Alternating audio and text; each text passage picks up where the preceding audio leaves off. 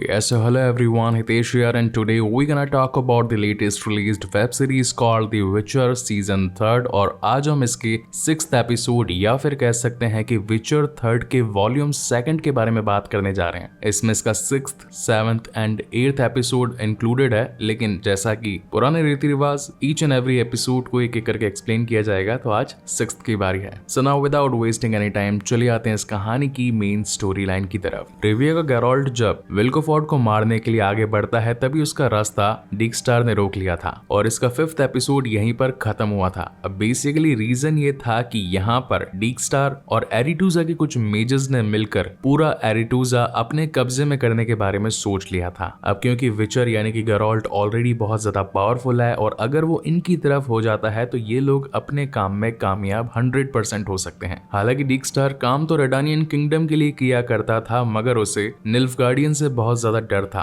अगर सेपरेटली उसे पूरा एरिटूजा मिल जाता है तो उसके पास में रेडानियन किंगडम प्लस ब्रदरहुड और एरिटूजा के सभी मेजर्स की ताकत आ जाएगी और वो खुद ही सब पर रूल कर सकता है। मगर विचर को यानी कि गैरोल्ट को इससे कोई लेना देना नहीं था और वो डीक्स्टार के इस प्लान को नकार देता है। गुस्से में आया डीक्स्टार बाकी सभी कैदियों के साथ में गैरोल्ट को भी बिठा देता है, वो भी हाथ में हथकड़ियां लगाकर। डीक्स्टार के साथ फिलिपा भी थी जो कि खुद भी एक मेज थी और यहाँ पर उसने अपने एक मैजिक बाउंड की वजह से सभी के हाथ पर एक ऐसी हथकड़ी लगा दी थी जो कि कोई नॉर्मल या फिर कोई दूसरा मेज खोल ना सके, जिनमें विल्कोफोर्ड भी शामिल था। दूसरी तरफ हम येनिफर को देख पाते हैं जिसे भी वहां के रेडानियन किंगडम वाले पकड़ने के लिए आने वाले थे, मगर लकीली उसके हाथ गैरोल्ट की तलवार लग जाती है और वो अपने आप को बचाकर वहां से निकलने में कामयाब हो जाती है। मगर मुसीबतें यहाँ खत्म होने वाली कहाँ थी और तभी उसका सामना द डार्क मेज लीडिया से हो जाता है। लीडिया येनिफर को एम्परर एमिर के हवाले करना चाहते थे। अब इन दोनों के बीच में ही जबरदस्त फाइट होती है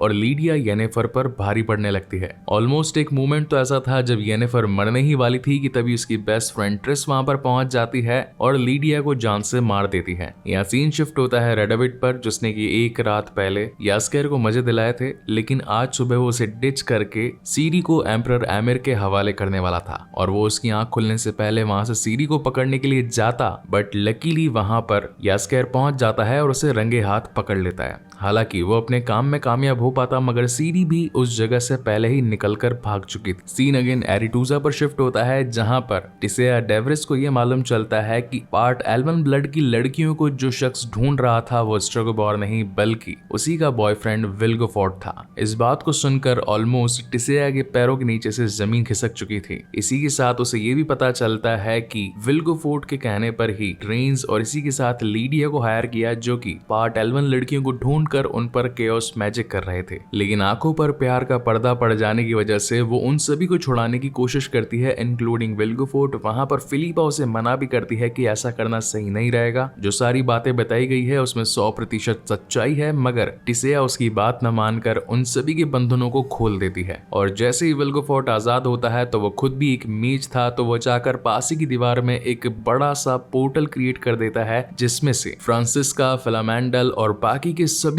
एल्व्स आकर एरिटूजा के मेजर्स पर हमला कर देते हैं। और पर्सनली ये वाले एपिसोड का ये सीन मेरा वन ऑफ द फेवरेट है, क्योंकि यहाँ पर जितने भी एरिटूजा के मेजर्स थे, बाय चांस अगर उनके अंदर भी कोई एक दूसरे से गिले शिकवे थे तो सभी उसे मिटाकर एक साथ हो जाते हैं और फिर अपनी मैजिकल पावर से उन सभी एल्व्स का सामना करना शुरू करते हैं। अब जिनके हाथ खुले थे तो उनमें one of the powerful guy यानी कि द गैरोल्ट ऑफ रिविया भी शामिल था। तो जैसा कि इस एपिसोड की शुरुआत में डीक्स्टार ने उसके गले पर तलवार रखी थी, तो गुस्से में आकर इन दोनों की ही बाद में फाइट होती है, जहां पर सबसे पहले तो गैरोल्ट डीक्स्टार के हाथ पैर तोड़ता है और फिर सीरी को ढूंढने के लिए निकल जाता है। अब जहां एक तरफ सीरी ऑलरेडी भाग चुकी थी तो उस जगह पर येनिफर भी पहुंच चुकी थी उसे ढूंढते हुए। अब ये लोग वहां से निकल करके भाग पाते, मगर तभी इनके सामने दी फायर मेज रेंस पहुंच चुका था जो कि अपनी फायर पावर से इनको जलाकर भस्म करने वाला था। हालांकि येनिफर के पास गैरोल्ट की तलवार तो थी, मगर फिर भी वो उसका सामना नहीं कर पा रही थी और इसी बीच यहाँ पर गैरोल्ट पहुंच जाता है जो कि ट्रेन्स को पट से हेडशॉट देता है, यानी कि अपनी तलवार से बेचारी की मुंडी उड़ा देता है। इस फाइट के खत्म हो जाने के बाद में गैरोल्ट येनिफर को बताता है कि एरिटूजा में अभी इस वक्त फ्रांसिस्का के साथ जितने भी एल्व्स आए थे उन्होंने सभी मेजर्स पर हमला बोल दिया है, हमें वहां जाकर उनकी मदद करनी चाहिए। वहीं सीन लड़ाई पर शिफ्ट होता है जहां पर हम फ्रिंजिला को भी देख पाते हैं जिसने अगेन एल्व्स को ज्वाइन कर लिया था और यहाँ पर वो अपने ही अंकल को मार देती है।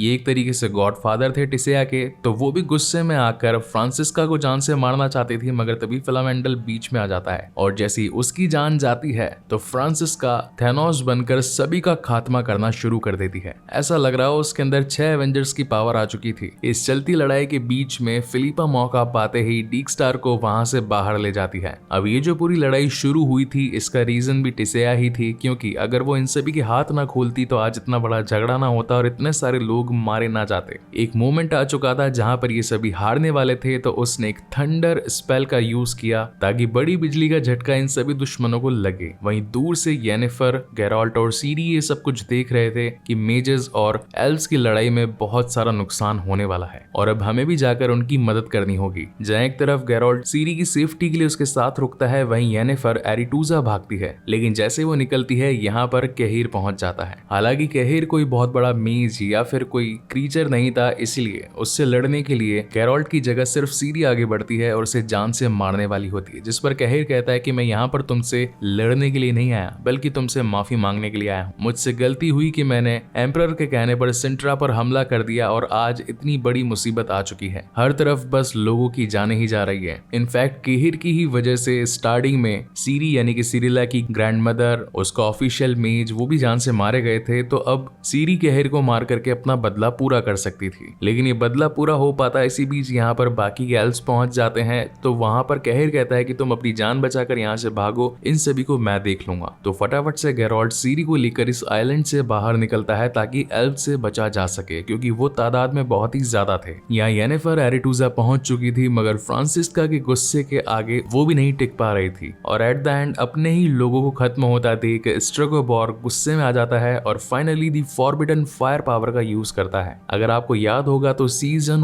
1 की एंडिंग में येनिफर ने भी इसी पावर का यूज करके बहुत सारे निल्फगार्डियंस को धूल में मिला दिया था, तो ऐसा ही इस बार भी होता है। इसी बीच हम टिसेया को भी देख पाते हैं जिसके बाल इस वक्त व्हाइट हो चुके थे और रीजन था थंडर पावर का एक्सट्रीम लेवल पर पावर अप हो जाना। सीन शिफ्ट होता है सीरी पर, जो कि गेराल्ट के साथ बचकर आइलैंड से निकलने की कोशिश कर रही थी, मगर तभी वहां पर विल्गेफोर्ड पहुंच जाता है। अब यहाँ पर इन दोनों के ही बीच में 1-to-1 कॉम्बैट स्टार्ट होता है, जिसके अंदर ये दोनों ही तलवारबाजी करते हैं, मुक्के लात घूंसे चलते हैं और इसके अंदर विल्गेफोर्ड विचर से जीत जाता है। मुझे तो बुरा लगा यार, आखिर इसने इसे मारा क्यों, वापस उठ के रिप्लाई बैक क्यों नहीं किया या फिर अपना पोशन पीकर जैसे क्रीचर्स को खत्म किया करता है वैसा क्यों नहीं आया। बट खैर स्टोरी की डिमांड है। अब यहाँ पर विल्गेफोर्ड उस फाइट में तो 1-to-1 जीत ही चुका था, लेकिन विचर को और नीचा दिखाने के लिए वो उसे जिंदा छोड़कर वहां पर निकल जाता है और कहता है कि जब ठीक हो जाए तो वापस लड़ने के लिए आ जाना। विल्गेफोर्ड से जान बचाने के लिए सीरी एक गुफा में चली गई जहां पर एक मैजिकल फोर्स थी। उसे लगा कि ये कोई बाहर निकलने का पोर्टल या फिर कोई रास्ता वगैरह है जहां से मैं बचकर निकल सकती हूँ। हालांकि इस वक्त यहाँ पर विल्गेफोर्ड भी पहुंच चुका था और वो सीरी को मना करता है कि उस फोर्स से दूर रहना, मगर फिर भी